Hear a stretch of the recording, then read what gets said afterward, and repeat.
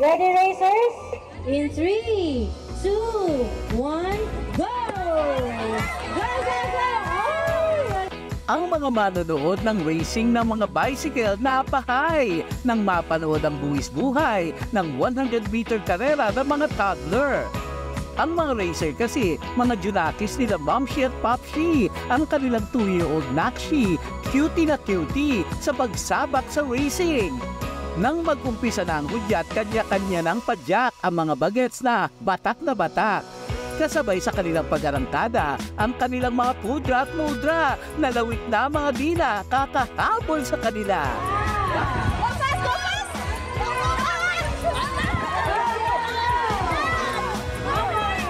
Gamit ang balance bike, sila ipapadyak to get more likes. Ang sports na para sa mga chikiting, tinatawag na push bike racing. It's for beginners to learn how to balance before they can pedal. Naisip namin, why not make a program to teach these toddlers? And this is also a social sport, so health, di ba, yung how to deal with emotions during an event, road safety din. Ang 2 taong gulang na si Ken, 4 na buwan pa lang daw nang matutunan ang pagbabicycle. Nag-upisa po yung push bike last December.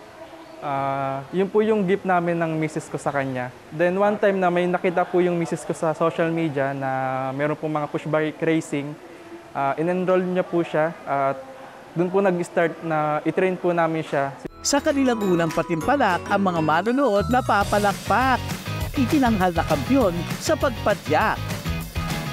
3 million views na ang isa sa kanyang karera. Nagkaaberya sa kalagitnaan ng pag-arangkada, kaya si tatay napatakbo sa kanya.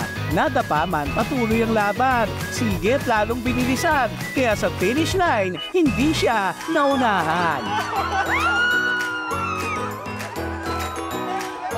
Bukod sa hilig niyang ito, siya rin ay magaling sa mga libro. Ang kanyang mga laruan, tiyak na siya'y may matututunan. At dahil nag-iisang supling, malambing at loving ang bibong chikiting.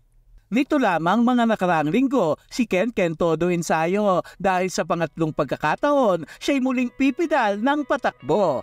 In 3, 2, 1, go! Go, go, go! Oh, ang magaling! Ang pulilit racer nanguna agad sa first round, kaya ang salubong sa kanya ng ama, yakap na big and round. Pero pagsapit ng second at third round, siya'y nadapa at natanggalan ng sapin sa paa. Bagamat hindi pinalad, siya'y nananatiling mapalad. Sa modernong panahon, importante pa rin ang physical activity ngayon. Magandang umpisahan sa bahay, ang mga larong sa bata ay magbibigay sigla at buhay.